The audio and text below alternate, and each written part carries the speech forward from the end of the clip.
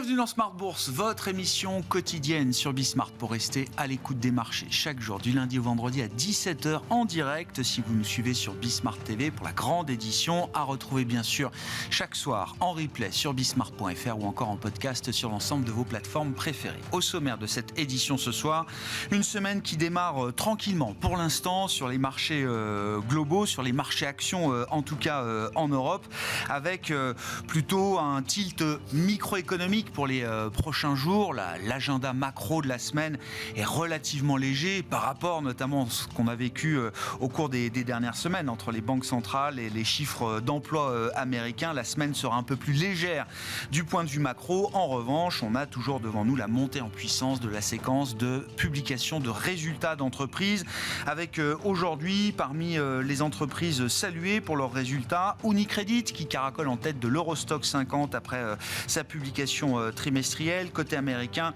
on notera les bons chiffres de Caterpillar avec une dynamique très positive de ses activités dans la construction, notamment liées aux dépenses d'infrastructures qui sont réalisées aujourd'hui par plusieurs grandes économies mondiales. Et puis à l'inverse, côté consommation, on notera la déception du côté de McDonald's qui déçoit sur ses trimestriels pour la première fois depuis longtemps, avec notamment une faiblesse marquée de ses ventes dans des zones géographiques internationales. On parle du Moyen-Orient, on parle de la Chine ou encore du marché indien.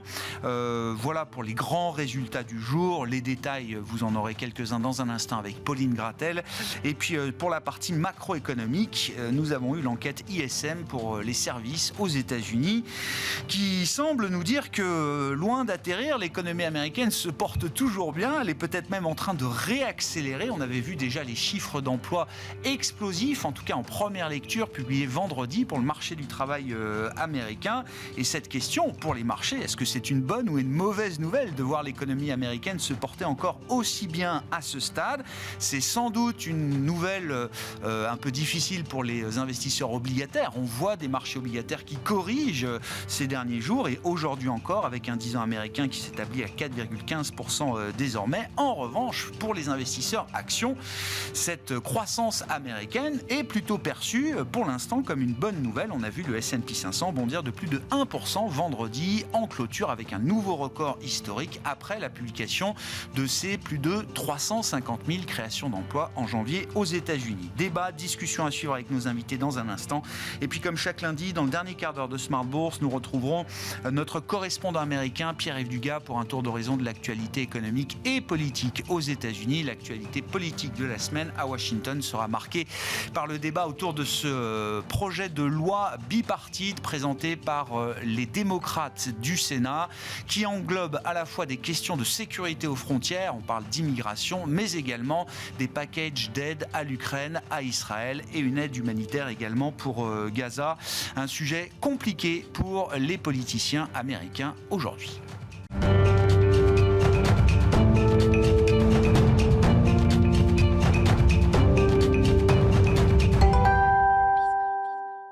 Avant d'entamer notre discussion de marché, les infos clés du jour, c'est avec Pauline Gratel dans Smart Bourse sur Bismart. La Bourse de Paris temporise dans l'attente de nombreux résultats d'entreprises prévus cette semaine. Côté américain, Jérôme Powell s'est exprimé hier au micro de CBS et confirme sa confiance en l'économie américaine, mais réitère qu'une baisse des taux en mars est peu probable. En Chine, les investisseurs ont pris connaissance de la croissance de l'activité dans les services, ressortie plus lente qu'en décembre à 52,7 points contre 52,9 selon l'enquête de Caixin. Le taux à 10 ans chinois est à son plus bas depuis 2002, sous les 2,45%.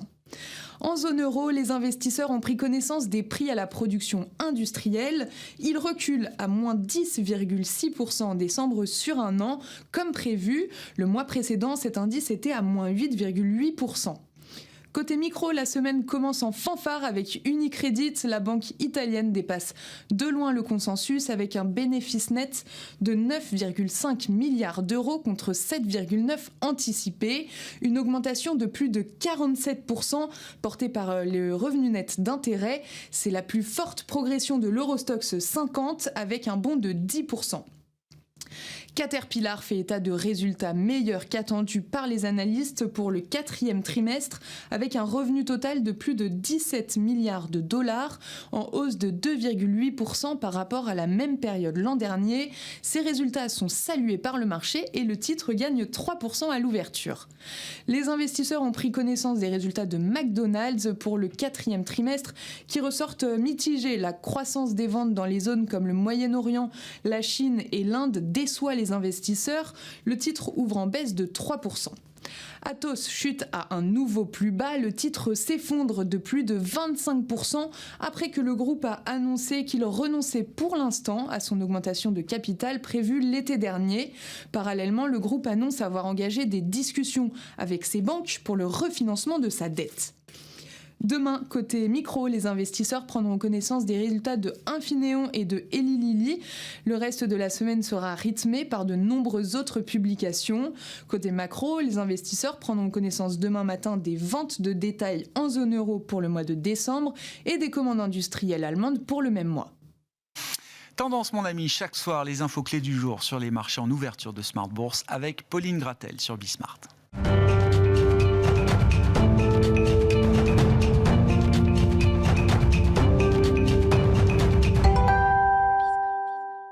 Trois invités avec nous chaque soir pour décrypter les mouvements de la planète marché. Jeanne Asraf-Biton est à nos côtés, directeur de la recherche et de la stratégie de BFT IM. Bonsoir Jeanne.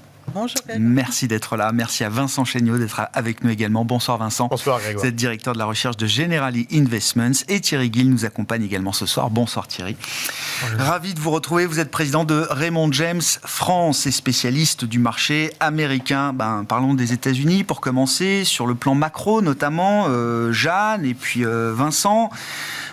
Jeanne, dans le sillage notamment du rapport sur l'emploi de vendredi dernier, de l'ISM Service qui est sorti au cours de cet après-midi, en ce début de semaine, il faut se demander si l'économie américaine n'est pas en train de réaccélérer à ce stade. Alors, on va dire qu'elle n'a pas vraiment ralenti. Alors, il y a de temps en temps des perceptions de marché qui s'imaginent qu'il y a un ralentissement très appuyé. Aujourd'hui, c'est plutôt l'image d'une réaccélération. En fait, c'est une économie en croissance modérée, et d'ailleurs, elle se modère. On a quand même des signes, même dans les fameux rapports de l'emploi. On a des signes. Il y a un signe intéressant qui est la durée hebdomadaire du travail. Elle est tombée sur des plus bas niveaux. Ouais. C'est un signe précurseur objectif, c'est pas une enquête. Au sens de, c'est pas une opinion. C'est le nombre d'heures travaillées par semaine. En baisse de 0,6%, c'est ça, j'ai vu sur le mois passé. Et du coup, quand on regarde le salaire horaire, effectivement, il accélère, mais pas le salaire hebdomadaire. Qui lui décélère. Donc c'est intéressant. C'est des signes qu'il y a quand même un peu moins besoin. Après, il y a une enquête qui paraît en général avant les deux enquêtes officielles qui sont parues vendredi, c'est l'enquête ADP. Et cette enquête est intéressante parce que elle est basée sur les données réelles de l'entreprise ADP, sur les, je ne sais plus, il doit y avoir 700 000 sites qu'elle couvre. Alors, c'est échantillonné de façon adéquate au plan statistique, etc. La différence avec les deux grandes enquêtes nationales sont que les enquêtes nationales ont vu, depuis le Covid, leur taux de réponse chuter d'environ 20 points. C'est-à-dire que sur l'enquête qu'on dit payroll, l'enquête salariée, le taux de réponse est en gros à 40% de mémoire.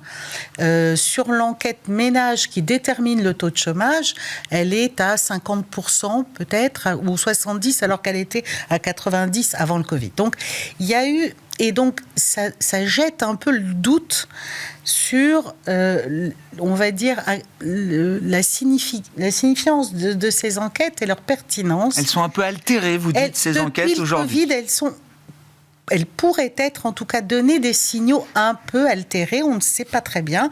On regarde les taux de réponse, on a vu qu'ils se sont dégradés, alors que l'enquête ADP, non. Il n'y a pas de concept de dégradation puisque c'est pas une enquête, elle échantillonne sur ses propres données.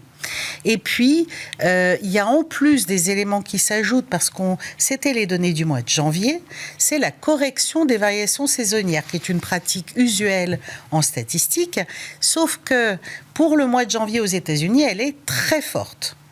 Et donc, selon qu'on regarde les données brutes ou bien corrigées, l'écart est absolument gigantesque.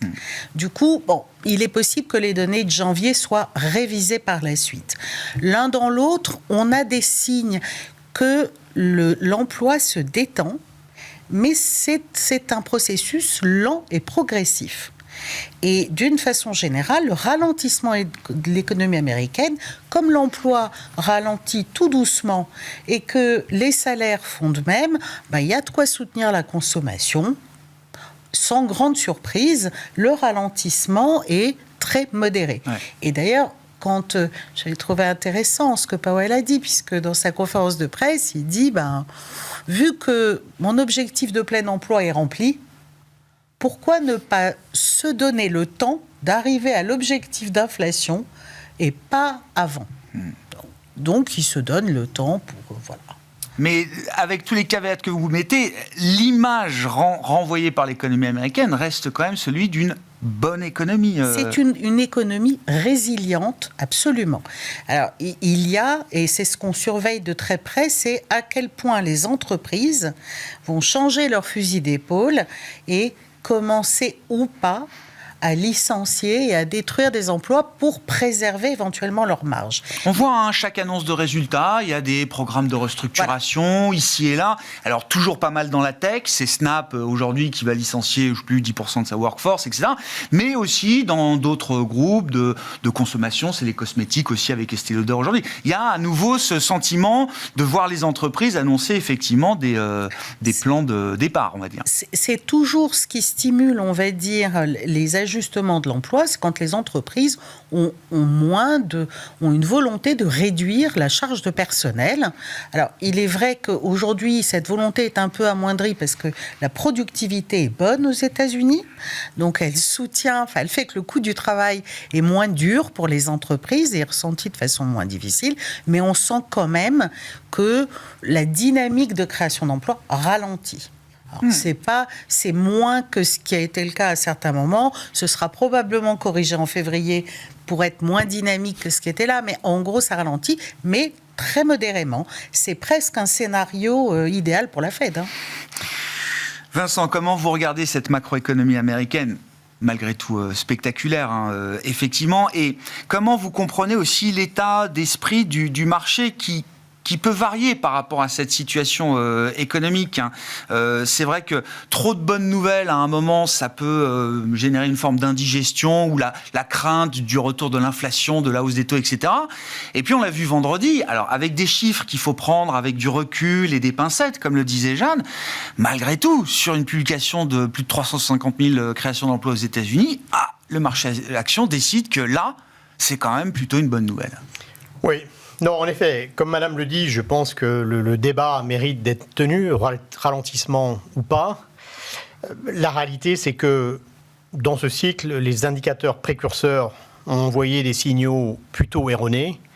La réalité, c'est que le cycle de crédit n'a pas joué comme il joue d'habitude. On a eu, par exemple, un resserrement très fort des conditions de crédit qui n'a pas conduit à un resserrement des conditions financières et un fort ralentissement de l'économie. Donc, on a une résilience exceptionnelle et certes, nous attendons toujours un ralentissement, mais il a tendance à être repoussé. Et la réalité, c'est que le marché, quand on regarde la distribution des probabilités, des scénarios possibles, le marché est en train de réduire très fortement la probabilité d'une récession ou d'un atterrissage forcé. C'est-à-dire que le marché est en train d'aplatir complètement cette queue de distribution parce que l'économie américaine n'en finit pas de surprendre à la hausse. Et j'en veux pour preuve, là, vous parlez de bonnes nouvelles qui pourraient être une mauvaise nouvelle, j'en veux pour preuve la décorrélation entre marché des actions et marché des obligations. Donc, de la fin juillet à la fin décembre, on a eu des marchés obligataires et actions très corrélés. Et en l'occurrence, c'est le signe d'un marché qui est dominé par la politique monétaire. Les anticipations de baisse des taux ont poussé à la fois le prix des obligations et des actions à la hausse.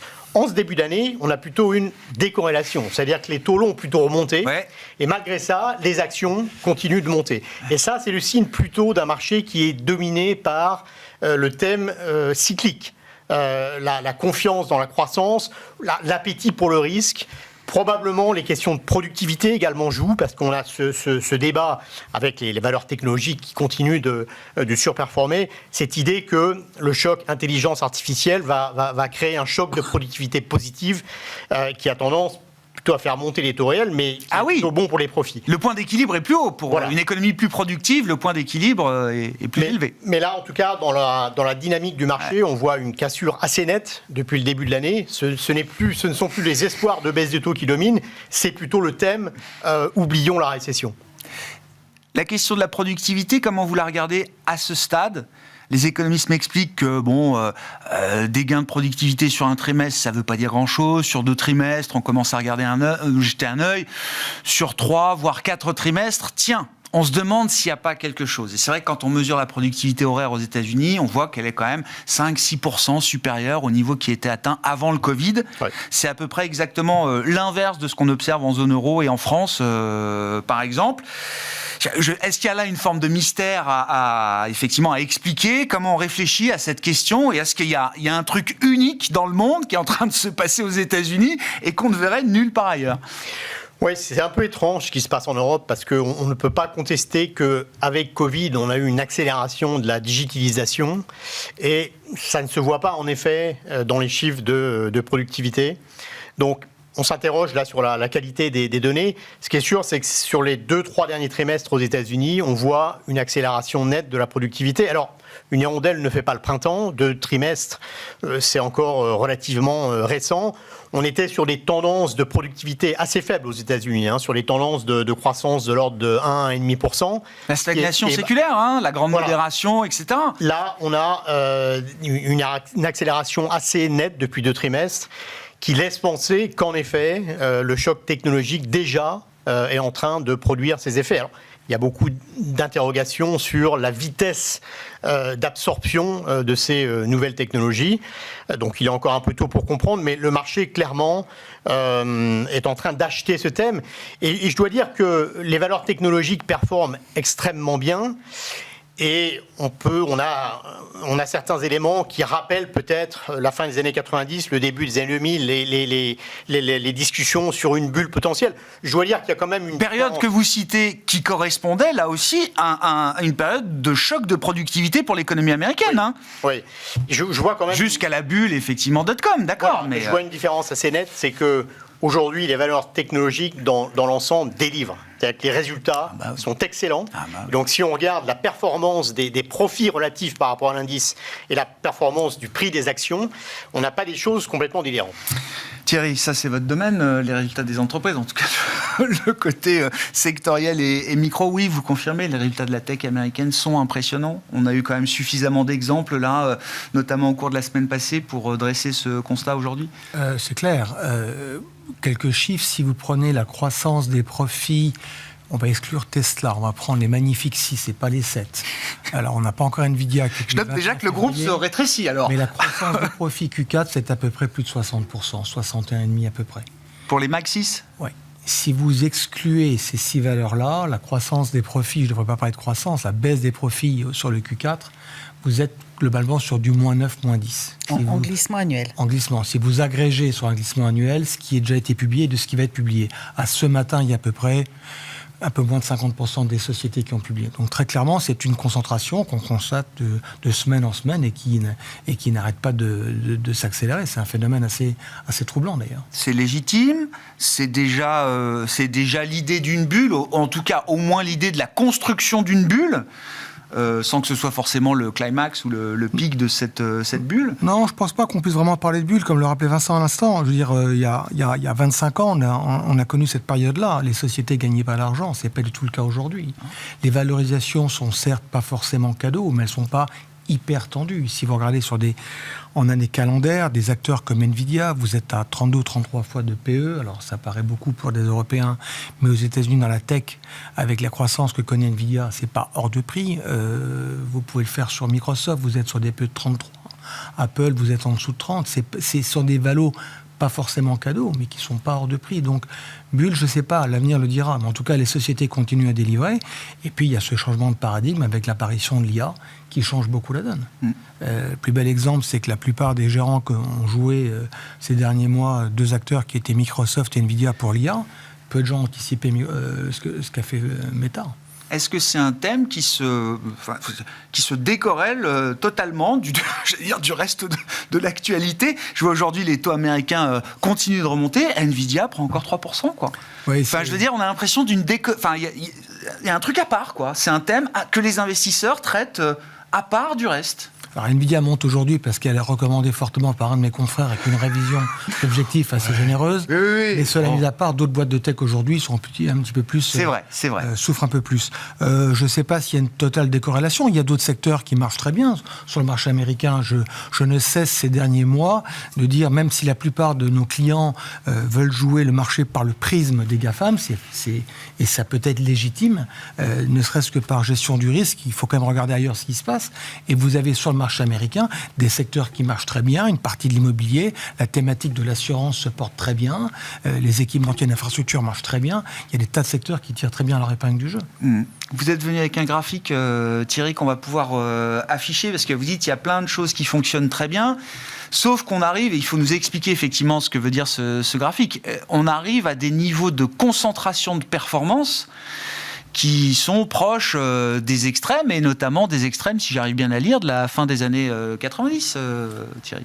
Ce graphique remonte donc sur les 30 dernières années, et là où il est pertinent, c'est un travail qui a été fait par notre stratégiste.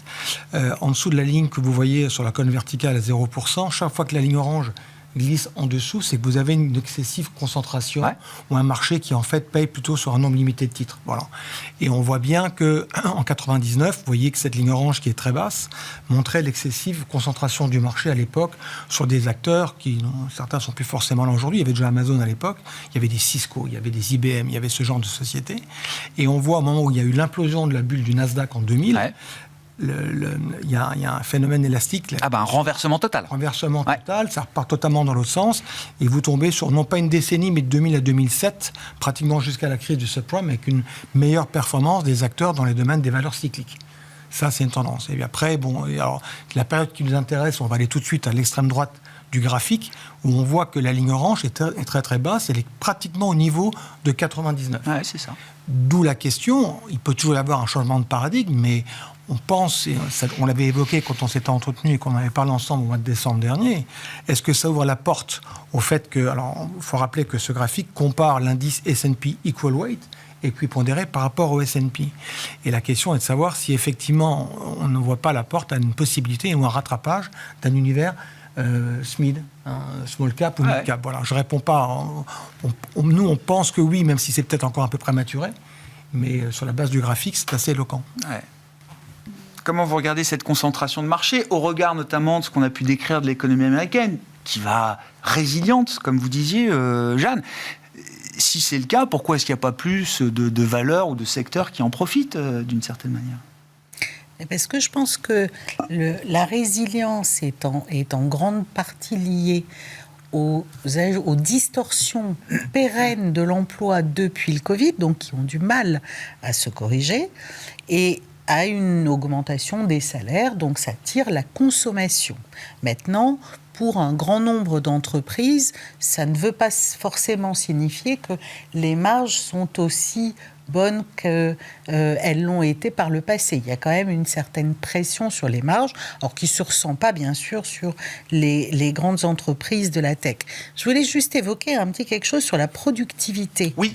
Parce que il me semble que parfois on occulte le fait que les États-Unis sont inscrits depuis déjà 4-5 ans sur un grand cycle d'investissement qui augure toujours un cycle long de productivité et qu'il s'est fait, alors bien sûr il y a l'IA que vous évoquez sur les trimestres récents, mais il y a un grand cycle de productivité assez profond avec une caractéristique sur, bien sûr, tout ce qui est technologie de l'information, software, etc., mais aussi sur les structures, aussi sur les équipements. C'est un cycle important d'investissement qui finit par générer... Et ça, c'est un prérequis à une histoire de croissance de la productivité. On ne trouve pas d'exemple où on aurait une croissance de productivité sans avoir eu ce choc d'investissement. Pas durable. Pas durable, en tout cas. Non, pas durable. Oui. Ça pourrait être un épiphénomène sur un trimestre ou deux, mais pas durable. Ouais. Donc, il y avait quand même un grand cycle qui a été renforcé par un certain nombre de lois et autres actes qui visaient aussi le reshoring, l'investissement local, enfin, etc.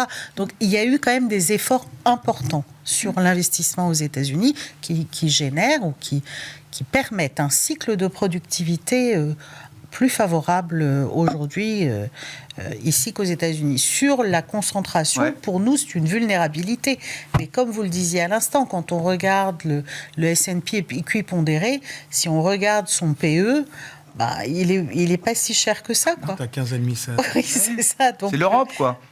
non, quand même pas. L'Europe Non, c'est encore en dessous, nous. Oui. Oui. On est encore en dessous. Oui. Bon. Mais oui, donc c'est très compliqué. C'est une vulnérabilité de marché parce qu'en plus, on ne peut pas exclure un accident sur un des 7 magnifiques. Les 7 magnifiques, c'est 30% de la capitalisation de tout le S&P. Oui. Donc, mais comme le faisait remarquer Thierry, Tesla, on peut déjà mettre Tesla à part. En tout cas, Tesla, depuis le début de l'année ou depuis quelques mois, ne contribue pas. Oui, c'est ça. Elles sont peut-être déjà plus que 6 aujourd'hui. Sur ce phénomène de concentration de marché, qu'on a déjà décrit, commenté, analysé de nombreuses fois, Vincent, mais qui reste pour l'instant persistant. Ouais. Très persistant. Si on regarde depuis début 2023, en effet, le S&P a surperformé le S&P équipondéré de 16 points de pourcentage. 16 points, c'est considérable. En Europe, c'est un peu moins marqué. Si on fait la même analyse sur le MSCI Euro, on est à 6-7 points de différentiel. Mais là encore, les grandes valeurs dominent. Aux États-Unis, c'est considérable. Si vous prenez le S&P 500, donc les 500 valeurs du S&P, les 10 plus grosses valeurs, aujourd'hui, représentent près d'un tiers de l'indice. Les 30 plus grosses valeurs sur les 500 représentent la moitié de l'indice. Incroyable. Donc, c'est une concentration extrême qui rend la vie très difficile pour les gérants actifs sur les actions, parce que pour battre les indices, il faut être encore plus concentré. Et en termes de gestion du risque, c'est pas possible. Enfin, ou alors on s'affranchit de toutes les contraintes possibles. On est un particulier éventuellement pour faire ça, mais un professionnel peut pas se permettre ce genre de dérive entre guillemets. C'est très compliqué. Ouais, alors après, il y a des plus petites valeurs qui performent également très bien. Mais voilà, c'est quand même très difficile. Est-ce qu'il faut jouer contre cette tendance ? Effectivement, si on regarde ce graphique, c'est assez tentant. Ceci dit, voilà, encore une fois, c'est baqué par des résultats qui sont excellents. Puis il faut également garder en tête, si on reste toujours dans cette optique de baisse des taux et de baisse des taux longs, que les valeurs de croissance ont tendance à bénéficier de cet environnement de baisse des taux longs. Tout à l'heure, vous disiez, Thierry, en montrant le graphique, l'histoire devant nous, c'est potentiellement celle, effectivement, d'un retour à la moyenne ou d'un changement de leadership, pour dire les choses sur le marché. Mais vous disiez aussi, c'est peut-être trop tôt. Oui, alors, pour être tout à fait clair, moi, je pense qu'il faut rester investi sur ces valeurs, d'une manière ou d'une autre. C'est pas arbitrer l'un pour l'autre. La question est... Je reprends toujours... pas question de sortir, effectivement, de l'investissement dans les grandes valeurs technologiques américaines. Elles ont beaucoup monté en 23. Je rappelle quand même une chose, c'est que si vous partez en vacances fin 2021 et que vous revenez 2 ans plus tard, globalement, les GAFAM, vous avez fait rien. Flat. Voilà. Donc il y a des années où ça baisse fortement, que c'était le cas de 22. Par contre, en 23, vous aviez raison de le souligner, la hausse était très forte. Moi, l'idée, je dis juste que notre travail, c'est un petit peu d'essayer de trouver des poches d'opportunités sur le marché. Et voilà. Et ce que j'attends simplement, c'est si on est sur un cycle, on l'évoquait tout à l'heure en antenne, d'un possible no landing où on peut jouer sur les mots et qui justifie la remontée des taux, il va falloir jouer les cycliques. C'est-à-dire qu'on est dans un scénario presque idéal pour l'activité américaine. Et là, vous aurez forcément un rattrapage des small et des mid cap. C'est un univers qui leur correspond bien. Après, il faudra faire le travail, trouver les thématiques, mais c'est ce rattrapage. Pour ça que j'attends la fin de la saison des publis du Q4 qu'on aura, je pense, une dizaine de jours. jours. Ça sera moins bien que les grosses, c'est sûr, mais ce qui nous importe, comme toujours en bourse, la bourse est une dynamique, c'est l'inversion, et je pense qu'on peut avoir peut-être des meilleurs trimestres devant nous. Je reviens au big tech quand même, parce que, il y a eu Meta aussi, le phénomène Meta, le grand retour de Meta qui s'était perdu un peu dans les limbes du métaverse en 2022, notamment.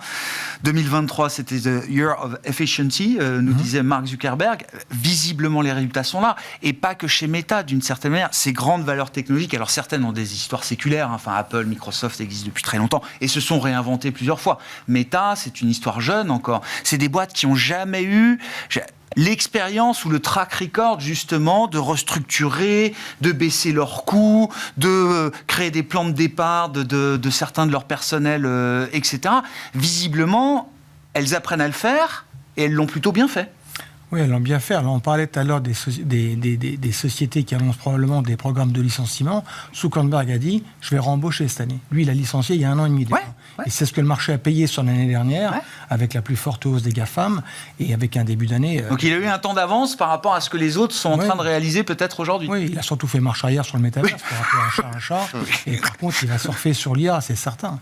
Et puis c'est une valeur qui n'était pas forcément perçue. Encore une fois, notre analyste a pris cet acronyme qui m'a fait sourire, il appelait ça les M&M. En fait, il parle de Microsoft, il parle de Nvidia, il parle de Meta, mais c'est vrai que c'est peut-être la troisième, on ne l'avait pas forcément, non. On avait les deux premières. Ah oui, non. Et ça sera amusant. On pensait que c'était dead money, Meta. Oui. Et puis beaucoup de gens ne voulaient pas investir dans cette société pour des raisons ISR. Voilà. C'est une valeur qui est en plein retour en France. On a mis ces considérations de côté pour l'instant. Oui. Bon, et un premier dividende. Enfin, c'est l'âge du dividende. La boîte a même pas 20 ans, je crois, c'est ça ? Oui, c'est ça, rachat. C'est déjà premier dividende. Ça, c'est le début d'un changement de statut aussi pour Meta ? Oui, parce que lorsqu'Apple l'a fait à l'époque, et les rares acteurs, tous ne payent pas des dividendes. Tesla n'en paye pas. De mémoire, il y en a encore d'autres. Mais celles qui l'ont fait, les performances qui ont suivi dans les mois suivants ont été plutôt assez bonnes. Parce que du coup, vous avez des tas de fonds aux États-Unis qui ne peuvent acheter des valeurs que si elles payent un dividende, même s'il est faible. Hein. On parle de moins de 1%. Et même et même un dividende en progression aussi, également. Mais symboliquement, ça rentre du coup dans des cases, donc du coup la société est courtisée par des grandes gestions. Pour résumer un petit peu notre discussion sur les US, qu'est-ce qu'on peut dire du timing de baisse de taux de la Réserve fédérale américaine, et notamment à comparer au calendrier potentiel d'une banque centrale comme la Banque centrale européenne, Jeanne ? Écoutez, nous, on n'a pas changé notre point de vue. On va dire qu'on tablait sur une baisse des taux en mai pour la Fed. 1er mai, donc. Je précise, non, mais la réunion, ce sera le 1er mai, je le dis pour tous ceux qui voudraient prendre leur 1er mai tranquille, quoi. Voilà, et donc, a priori, pour être honnête, on disait mai-juin. Donc, bon, Monsieur Powell nous a dit probablement pas en mars, donc on arrive plutôt en mai. D'accord. Bon, si jamais les chiffres d'emploi continuent d'être très forts, peut-être qu'il attendra peut-être juin, mais enfin bon, pour nous, il n'y a pas de grande surprise. La question est plus compliquée de notre point de vue pour l'eurozone, parce que, outre la stagnation d'activité que vous évoquiez, Madame Lagarde le dit très clairement, il y a une problématique de salaire qui, à mon avis, est davantage d'ailleurs une problématique de manque de visibilité sur les salaires. À chaque fois, on en reparle, ça doit faire un an qu'on parle de ce problème-là. C'est-à-dire qu'on regarde que les données du passé, quoi, de ce point de vue-là. Et vraiment passé. Et vraiment du très passé, oui. Donc, on a ce fameux tracker que mentionne régulièrement la BCE. Alors, on regarde les données. Pour l'instant, c'est pas encore ça. On n'est pas en ralentissement suffisant. On a le tracker Indeed, là, qui est pour décembre. Bon, pour l'instant, on serait au niveau à peu près de l'inflation des États-Unis, sauf que nous n'avons pas de gain de productivité, donc c'est beaucoup trop élevé. Et alors, il y a un manque de visibilité sur cette donnée qui est étonnante, honnêtement. Mais après, c'est un constat. Et chacun essaye de trouver des éléments pour savoir si les salaires décélèrent. Pour l'instant, sur les données de janvier, l'inflation des services est étale. Elle ne bouge pas, on est à 4. Ah oui, ça c'est sûr. Oui. Ce qui montre quand même que la problématique... Alors, la BCE craint cette fameuse boucle salaire, prix des services, etc. Et du coup, même si l'activité pourrait valider une baisse des taux prochaine, parce que l'inflation décélère très vite dans les données, cette crainte fait que la BCE devrait attendre pour nous peut-être un mois de plus. Avec, comme vous dites, une forme d'angle mort quand même sur les données salariales en Europe qui laisse entendre que la BCE aura peut-être jamais vraiment à sa disposition la donnée parfaite, idéale, qui lui permettra de compléter sa décision. Elle sera en retard. Ou alors il faudra qu'elle soit très en retard pour ça. Oui, alors ceci dit, Mme Lagarde s'est pas mal exprimée sur le sujet. Oui. Ils ont quand même des données qui remontent des banques centrales nationales et ils ont bon espoir d'en avoir d'ici le mois d'avril-mai.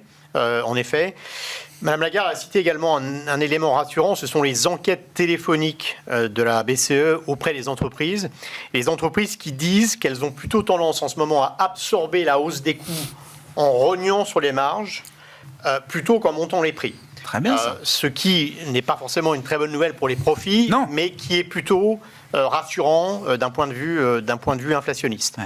Donc, on se projette vers une baisse des taux prochaine.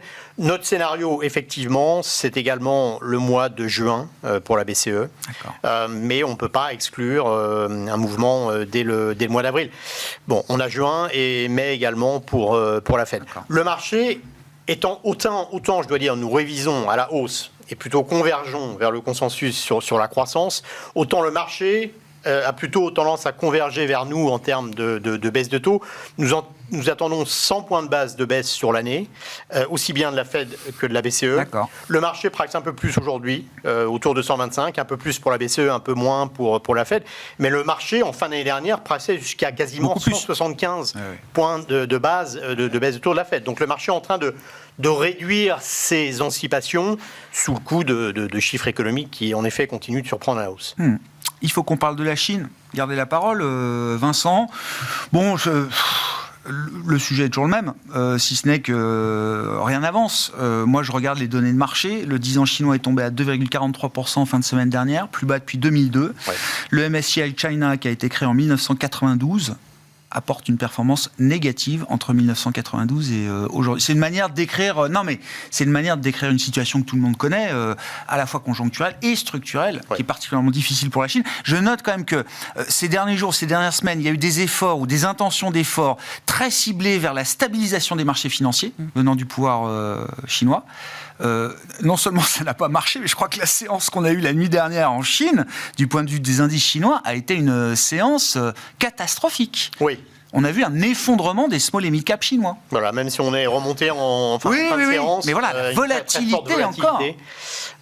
Non, les autorités chinoises, pour l'instant, n'arrivent pas à convaincre. Et les mesures du type interdiction du short selling, par exemple, en général, ne sont pas très bien perçues parce que ce sont des mesures coercitives, mais ce que veut le marché, ce sont des nouvelles sur la politique économique et sur leur capacité, effectivement, de générer ce rebond de la croissance en Chine.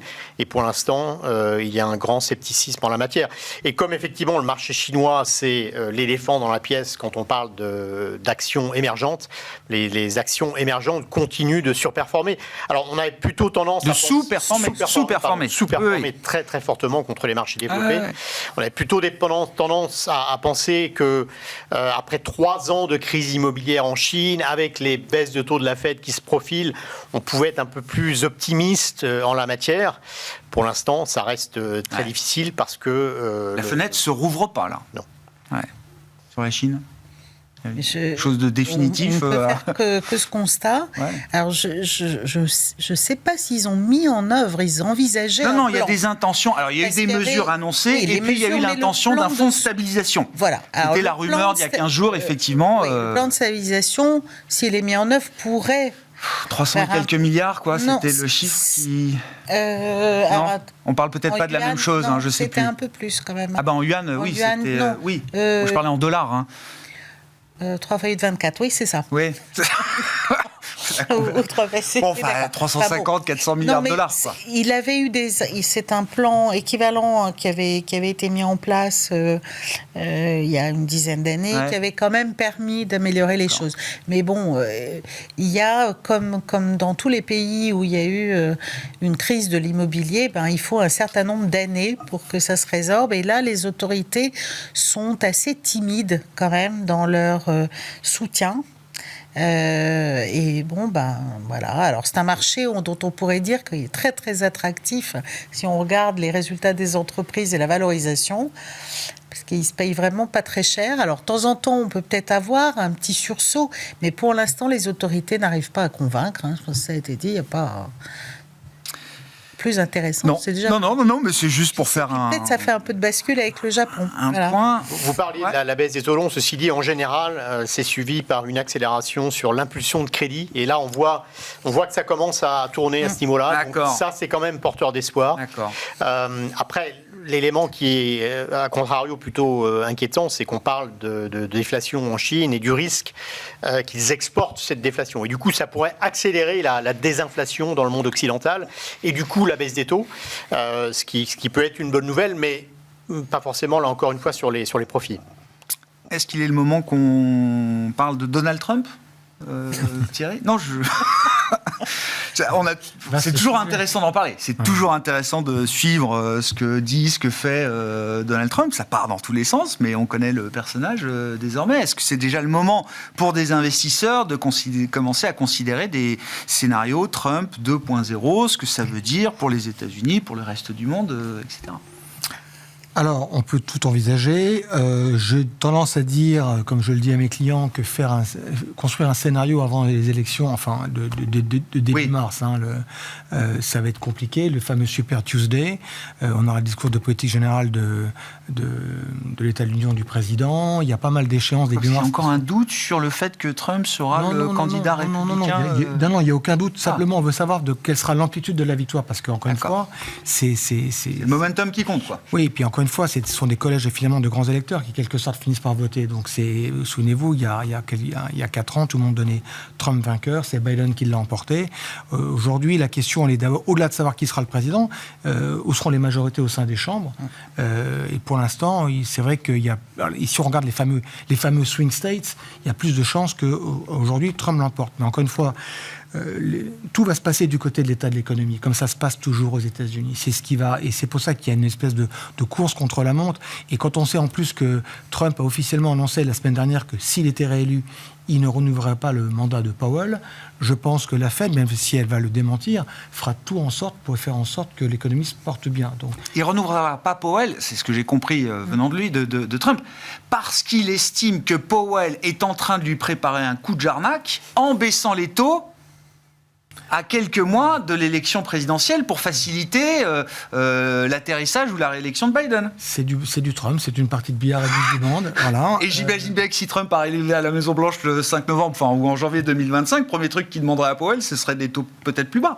Oui, c'est possible. Mais les conditions ne sont pas celles encore une fois, de l'élection de Trump à l'époque. Ça fera donc maintenant il y a 8 ans. C'est-à-dire qu'à l'époque, les conditions étaient assez différentes. Ça a été une surprise. D'abord, il a été élu avec moins de votes que n'avait gagné Hillary Clinton, qu'importe. Mais les marchés avaient fini par pricer, et c'est pour ça que le marché avait remonté assez rapidement sur le fait des baisses d'impôts qui étaient dans son programme. Là, la donne, on la connaît, et la question, c'est comme l'homme est assez fantasque, et de savoir qu'est-ce qu'il va annoncer et quelle sera sa vengeance ou pas, ça va être compliqué à gérer. Est-ce qu'il y aurait encore des marges de manœuvre pour refaire le coup de 2016, la baisse d'impôts ? On a un déficit quand même là qui est plus le même aux États-Unis, Jeanne. Oui, on est sur des déficits. Est-ce que le marché suivrait Trump ? Qui serait aux alentours. Mais la question, c'est qu'en fait, que ce soit Biden ou Trump, on ne peut pas attendre. Ouais. Non, on ne peut pas attendre de réduction des déficits. Dans un cas, ce serait baisse d'impôts, dans l'autre, ce serait augmentation des dépenses. Donc, ça ne va pas changer la donne. Les États-Unis tournent sur un déficit qui serait aux alentours de 7,5% du PIB l'an prochain. Donc, c'est quand même considérable, dont une grande partie est liée au service de la dette, à peu près la moitié. Donner les ordres de grandeur. C'est ça qui devient dingue. Il faut quand même, voilà, le déficit primaire est toujours aux alentours de 3,5, mais après s'ajoute le service de la dette, puisque les taux ont remonté. Donc, Alors, est-ce que ça change la donne de ce point de vue-là? Non, je pense pas. Après, il y a peut-être des secteurs qui peuvent être privilégiés. Alors, au sein de la santé, il y a toujours certains titres qui profitent davantage des politiques démocrates que républicaines, avec des nuances, on va dire. En général, les valeurs de défense sont un peu favorisées, on va dire l'énergie aussi, quand ce sont les républicains qui profitent. D'aucuns disent que tout ce qui est marijuana, etc., ça profiterait du côté Biden. Voilà. Non, mais j'ai des recommandations. Oui, mais c'est les marchés en 2024. La marijuana est cotée en 2024, évidemment. Bon, après, je sais pas. Je pense qu'il y a des incidences quand même pour l'Europe, puisqu'il y a des messages quand même clairs, ou en tout cas répétés, de Trump, comme quoi, en fait, qui pourrait limiter la contribution américaine à la défense de l'Europe, on va dire. Ah bon, oui, il considérera toujours qu'on n'a pas fait notre devoir, quoi, de ce point de vue-là. Depuis 2016, voilà, j'imagine, ou 2020, j'imagine qu'il... Voilà. Donc ça peut avoir des incidences. Vincent, vous disiez ? Oui, non, il n'a pas changé d'avis. Non, oui, et puis surtout, il n'a pas changé d'avis, et surtout que l'Europe n'a pas fait grand-chose sur le plan de la construction d'une défense. Alors, il y a des efforts, hein. Oui, mais il y a une prise de conscience, mais voilà. Dans les sondages, Trump a 3-4 points d'avance sur Biden dans un match à 2. Par contre, il faut considérer que sur les paris, il y a un écart de quasiment 10 points. Et notamment, le marché est en train d'intégrer la possibilité d'un match à 3 avec la montée de Robert Kennedy Jr., qui potentiellement, alors il est en train d'obtenir les signatures pour pouvoir être un candidat indépendant dans l'ensemble des États.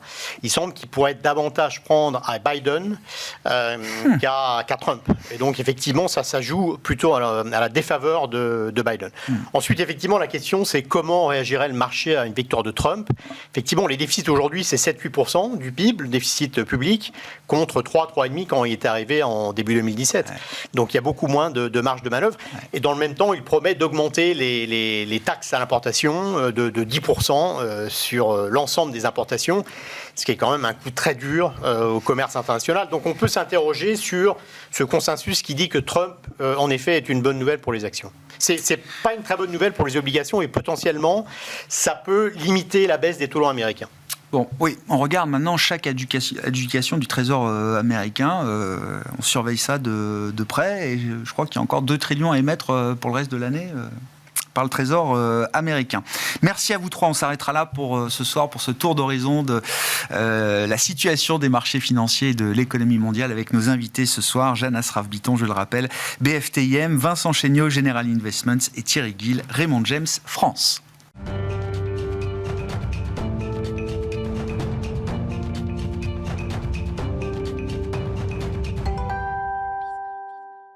Le dernier quart d'heure de Smart Bourse chaque lundi, c'est le quart d'heure américain, notre rendez-vous hebdomadaire avec notre correspondant américain Pierre-Yves Dugas, qui revenait notamment pour nous cette semaine sur les derniers chiffres d'emploi publiés aux États-Unis. C'était vendredi pour le mois de janvier, des chiffres spectaculaires avec plus de 350 000 créations d'emplois. Y a-t-il quelque chose qui cloche sur le plan statistique, notamment après ce rapport mensuel américain sur le marché du travail? Écoutez à ce sujet l'analyse et les éléments de réponse que nous apporte Pierre-Yves Dugas. Il y a quelque chose qui cloche là-dedans, j'y retourne immédiatement, disait Boris Vian. Sur les 3 derniers mois, prenons la moyenne des 3 derniers mois pour essayer précisément de couper les ondulations qui paraissent excessives. Les chiffres du BLS, Bureau of Labor Statistics, qui sont les chiffres officiels de l'administration fédérale qui mesurent l'emploi, nous sommes en moyenne à 289 000 emplois de plus tous les mois sur 3 mois. Nous avons observé depuis des années de fortes divergences entre d'autres séries privées qui mesurent la même chose, les créations d'emplois aux États-Unis. Mais des divergences aussi fortes que cela, moi je ne me souviens pas en avoir vu. Je fais référence au sondage de la société ADP qui tombe en général 2 jours avant le premier vendredi du mois, date de la publication des chiffres du BLS. La moyenne de l'estimation de ce sondage ADP depuis 3 mois, c'est 124. Donc on a 124 selon ADP, 289 selon le département du travail. c'est une grosse différence. C'est une grosse différence qui est inquiétante à deux niveaux. D'abord parce qu'elle remet en question la lecture du trend. Nous avons tous écouté Jérôme Powell dans sa conférence de presse mercredi, qui a cité le chiffre qui était celui qui était exact à ce moment-là, de la moyenne des 3 derniers mois, chiffre qui est invalide aujourd'hui, et qui disait, depuis 3 mois, on observe un ralentissement progressif des créations d'emplois. En fait, non, maintenant on observe une augmentation. On n'a pas créé depuis 3 mois autant d'emplois aux États-Unis que depuis le premier trimestre 2023. Donc, question, point d'interrogation sur le trend. Et puis, point d'interrogation sur les statistiques internes au Bureau of Labor Statistics, au département du travail. Parce que, pour faire simple, les gros chiffres de l'emploi et du chômage qui sont publiés le premier vendredi du mois sont issus de 2 sondages différents. Un premier sondage est réalisé auprès des entreprises, et ce sondage-là mesure le volume de l'embauche, les nombres d'emplois qui sont créés. Un autre sondage, qui est lui aussi mené durant à peu près la partie centrale du mois, s'adresse cette fois-ci aux ménages et mesure tout ce qui est relatif à l'emploi, à l'entrée sur le marché du travail, à la sortie du marché du travail. Or, on s'aperçoit que depuis 6 mois, le rythme d'amélioration du marché du travail aux États-Unis, tel qu'il est mesuré par une méthode, celle du sondage auprès des entreprises, est de 2 tiers plus rapide que la mesure de l'amélioration du travail, selon le sondage réalisé auprès des ménages. Alors, il y a quelque chose qui cloche là-dedans, c'est intéressant, et ça peut être potentiellement dangereux, parce qu'il est possible que le marché obligataire pense une chose, la Fed en pense une autre. Je me reporte du coup à l'opinion de quelqu'un qui est un expert en la matière. Je parle de Jeffrey Gundlach, qui gère un fonds obligataire en Floride et qui regarde d'autres sources de mesure de l'emploi. Il rappelle que les États américains mesurent le chômage. 50 États américains, auxquels on ajoute un 51e, entre guillemets, qui est la capitale américaine, le District of Columbia. Or, depuis 6 mois, 85% de ces 51 États américains font état d'une hausse du chômage. Donc là aussi, on peut se poser une question sur cette étrange divergence entre diverses méthodes de mesure. Comment peut-on réconcilier les choses ? Le premier réflexe est de dire attention, nous avons plus de création d'emplois parce que nous avons un retour dans la population active de gens qui en étaient sortis, notamment au moment de la pandémie. Manque de peau, ça ne paraît pas évident parce que si l'on regarde le taux de participation à la population active tel qu'il a évolué depuis 1 an, il est pratiquement stable. On est à 62,4 aujourd'hui, 62,5 aujourd'hui contre 62,4 il y a 1 an. Donc, quelle pourrait être l'autre explication, si ce ne sont pas des erreurs dans les sondages eux-mêmes, une augmentation plus rapide de la population américaine? Comment aurait pu-t-on rater une chose aussi évidente? L'immigration. L'immigration, qui est très forte aux États-Unis, pourrait expliquer l'augmentation de la population active et l'augmentation plus rapide que prévu du nombre d'emplois créés. Bon, effectivement, beaucoup d'interrogations, mais encore une fois, je le dis, c'est pas juste aux États-Unis, c'est pas juste sur les données d'emploi. On a des questions sur la fiabilité statistique un peu partout dans le monde, sur les chiffres du marché du travail, sur les chiffres de salaire aussi en Europe. Il y a beaucoup d'incertitudes statistiques aujourd'hui, nous alertent en tout cas les économistes. Et à ce titre, je rappelle, on a eu des révisions effectivement sur la méthodologie et le benchmark pour la mesure statistique du marché du travail américain. On aura des révisions statistiques sur le rapport de l'inflation, le CPI, l'indice des prix à la consommation, je crois, cette semaine, le 9 février, l'appareil statistique américain publiera des révisions attachées au mode de calcul de l'inflation également aux États-Unis, Pierre-Yves. Oui, alors ces révisions-là sont différentes des révisions mensuelles qui interviennent tous les mois, comme leur nom l'indique, puisque lors de la publication vendredi dernier des chiffres de l'emploi de l'estimation du mois de janvier, on a révisé a posteriori les chiffres de décembre et les chiffres de novembre. On avait raté 126 000 emplois nouveaux. C'est pas rien, 126 000. 126 000, c'est l'équivalent d'1 mois mesuré par ADP. On n'a pas besoin d'être complotiste pour s'imaginer que des erreurs peuvent être commises. Encore une fois, ce qui est important, c'est de noter que ces ces interrogations, ces énigmes, ces discrepancies, on dirait en anglais, interviennent à un moment crucial qui pourrait induire en erreur un changement de politique monétaire. Ouais. Et c'est une raison de plus pour faire très attention à la lecture de ces chiffres. Et ça participe sans doute de ce besoin de plus grande confiance qu'appelle de ses vœux aujourd'hui Jérôme Powell avant de prendre la décision de baisser les taux directeurs pour la première fois. Vous évoquiez le sujet de l'immigration, Pierre-Yves, ça va être un des gros sujets politiques de cette semaine à Washington, puisque le leader démocrate du Sénat, Chuck Schumer, aimerait bien un vote cette semaine sur un projet de loi bipartite qui se réfère à la question de la sécurité aux frontières et qui englobe également la question d'un package d'aide à l'Ukraine et à Israël également, si je ne dis pas de bêtises, Pierre-Yves. Vous avez tout à fait raison, Grégoire. Vous suivez très bien l'actualité washingtonienne depuis Paris. Je suis aidé, Pierre-Yves, chaque lundi à 13h45 avec le quart d'heure américain. Chuck Schumer, leader démocrate du Sénat, espère que ce compromis bipartite pourra faire l'objet d'un vote mercredi. Malheureusement, même si ce compromis bipartite qui est négocié depuis des mois venait à être adopté, il n'a aucune chance d'être adopté à la Chambre des représentants. Autrement dit, ça serait lettre morte. Et là, je voudrais faire un pas en arrière parce que je pense que cette question de l'immigration et de la réforme de l'immigration est un exemple typique des raisons pour lesquelles le système politique américain de séparation des pouvoirs et de division du Congrès en deux, entre deux chambres qui doivent absolument s'entendre sur le même texte à chaque fois, aucune chambre, c'est pas comme en France où l'Assemblée nationale peut avoir le dernier mot sur le Sénat. Là, il faut que toutes les lois soient adoptées par les deux chambres dans les mêmes termes.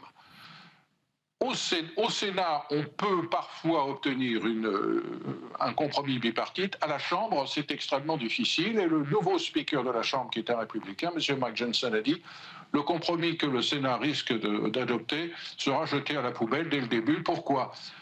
Alors, les républicains, et en particulier les trumpistes, qui ont vraiment la main sur le Parti républicain en ce moment, préfèrent un désaccord, préfèrent qu'aucune loi soit votée parce qu'ils vont disposer ainsi d'un sujet pour faire campagne sur lequel ils vont pouvoir surfer, qui est celui de l'incapacité de l'administration Biden à prendre le contrôle de la frontière. Au lieu de résoudre le problème, ils préfèrent que le problème ne soit pas résolu, ça leur donne un sujet de campagne.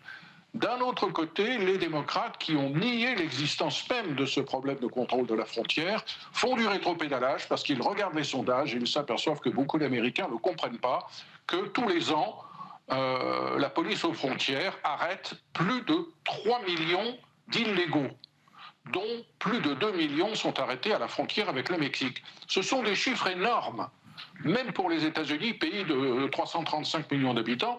Et ce sont des chiffres, d'ailleurs, qui peut-être jouent un rôle, on vient d'en parler, sur les créations d'emplois aux États-Unis. Dans le compromis bipartite en discussion au Sénat et qui est sur le point d'être adopté, il y a l'idée, tenez-vous bien, que si l'on attrape plus de 5000 migrants illégaux en moyenne par semaine, la frontière pourra être fermée. Et Joe Biden aujourd'hui dit « je fermerai la frontière ». Ces mots-là, lorsqu'ils étaient prononcés il y a 3 ans par le président de l'époque, Donald Trump, étaient jugés inacceptables, inhumains, contraires aux principes élémentaires de l'empathie à l'égard des pauvres qui viennent travailler aux États-Unis par le Parti démocrate. Aujourd'hui, toute cette rhétorique est reprise par Joe Biden, qui se rend compte qu'il y a un vrai problème à la frontière. Si les termes de cet accord bipartite sont respectés, cette barrière des 5000 migrants en moyenne par jour, par semaine attrapés, aurait fait l'an dernier que la frontière la frontière américano-mexicaine aurait été fermée tous les jours. Tous les jours, on aurait fermé complètement la frontière si ce niveau avait été dépassé. Il y a un énorme problème de gestion de l'immigration illégale aux États-Unis et malheureusement, pour des raisons électoralistes, ce problème ne sera pas résolu probablement avant des mois. Merci beaucoup Pierre-Yves pour votre éclairage hebdomadaire sur l'actualité économique et politique américaine. Ce quart d'heure américain, chaque lundi sur Smart Bourse est à retrouver évidemment en replay sur bismart.fr.